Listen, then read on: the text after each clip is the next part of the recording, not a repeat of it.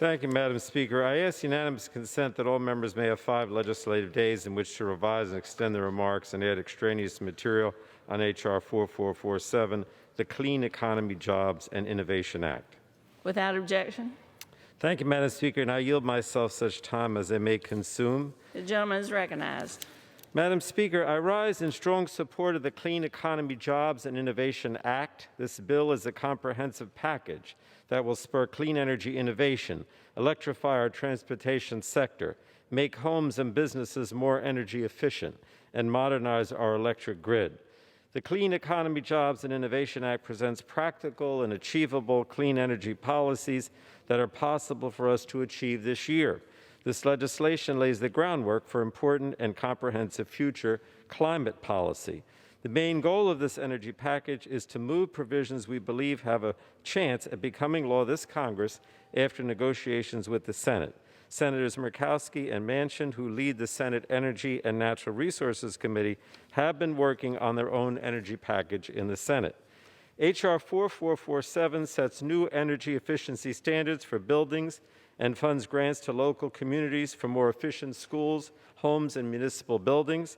This is an inexpensive way to save energy and reduce electricity bills for homeowners and businesses, and it has broad support. This legislation also supports the development and deployment of clean, renewable, and distributed resources like solar and wind energy, which are crucial to reducing our dependency on fossil fuels. And it also supports the transmission projects needed to move clean energy around the country. Prior to the COVID-19 pandemic, the clean energy sector was booming. Last year, clean energy jobs grew at twice the rate of overall jobs, and as of January, more than 3 million Americans were employed in these jobs. It's critical that the clean energy industry recover from this same momentum to secure America's clean energy leadership. These investments will result in new, good-paying American jobs all across the country. Every $1 million invested in clean energy and energy efficiency produces 7 to 8 jobs. That's roughly 3 times as many as investment in fossil fuels. And the transition to a clean energy future also depends upon upgrading our transportation infrastructure to support and encourage the adoption of electric vehicles, or EVs. This legislation invests more than $36 billion to help speed up the electrification of our transportation sector and make EVs an option for more communities.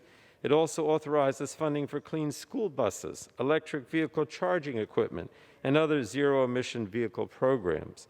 And Madam Speaker, this legislation also addresses environmental justice by establishing and reauthorizing grant programs for impacted communities to better participate in the environmental decisions in their backyards.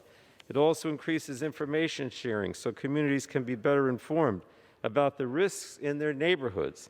And it updates the Civil Rights Act of 1964 to increase opportunities for legal relief. This is a critical start to addressing the disproportionate burden faced by environmental justice communities around the nation. And finally, Madam Speaker, this legislation includes a critical bipartisan provision that phases out the use of hydrofluorocarbons, a super pollutant.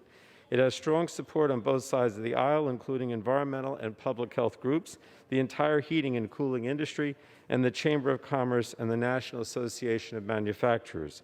It's one of the most important steps we can take now to create manufacturing jobs and boost our competitiveness while protecting our environment.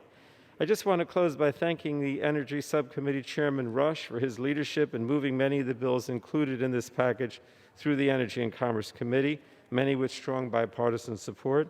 I would also like to thank Chairwoman Eddie Bernice Johnson and Chairman Grijalva for their critical contributions to this package, and also Representative Tom O'Halloran for being the bill's lead sponsor.